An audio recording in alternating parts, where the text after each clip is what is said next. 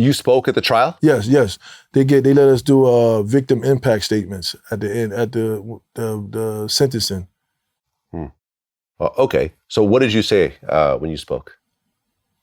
You know, I basically, to sum it up, I basically let them know, you know, who I was. And then I basically I didn't really give a long statement because I was kind of trembling, you know, because I was just that close to him. And I'm like, now it's coming to the point where I want to know what's going on. So I was anxious to hear the verdict. So I really didn't give a long one, but to sum it all up, I just wanted to know why. Why did he do it? That was my time to actually speak and let him hear me. So I wanted to know why. Why did you keep your knee on my brother's neck that long? Why did you even put it there? You know what I'm saying? Why did you, when you heard he couldn't breathe, or when he stopped talking, why you just didn't get up?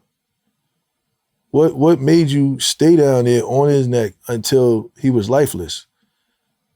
You know, it was just something I wanted.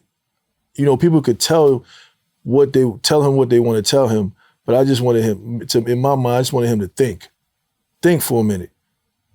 You know, think for a minute. What was you thinking? What was you feeling? You know, and Derek Chauvin never took the stand, so you don't really know what he was thinking. Right. Yeah. Right.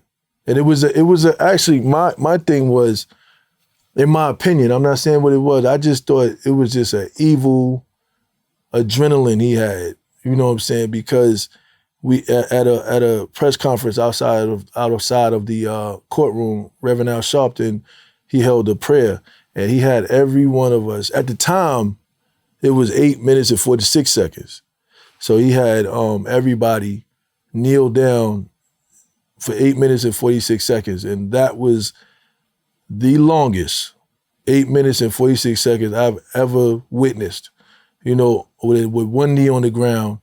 And people just was, after a minute or two, people were trembling, wanting to get up, talking about my back, my knee, my glutes, everything hurting after 2 minutes. So you figure 8 minutes and 8 minutes and 46 seconds, I just feel like it was an evil adrenaline he had, man. Well, before the verdict was read, you actually spoke. You said, you have a right to be angry. You have a right to protest, let your voice be heard, and to express that anger, but don't express it in a violent way. Express it in a peaceful way. Yes. Because had it been not guilty, I don't even want to think about what was going to happen in the country. Right. Yeah. I mean, and we saw that, you know, people our age remember that with the Rodney King verdict. Yes. You know, when he was found not guilty, LA went up in flames.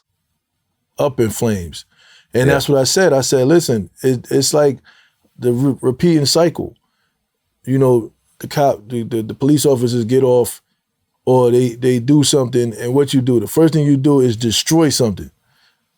You know, I mean, that is just not the way no more, man. Because it's like, you know, we seen it happen over and over and over again, from way back. We talking 50s, 60s, same thing, destroying stuff. You know, and what does that prove? It shows you're angry. It shows we're tired. We don't want to take this no more. Okay, then what?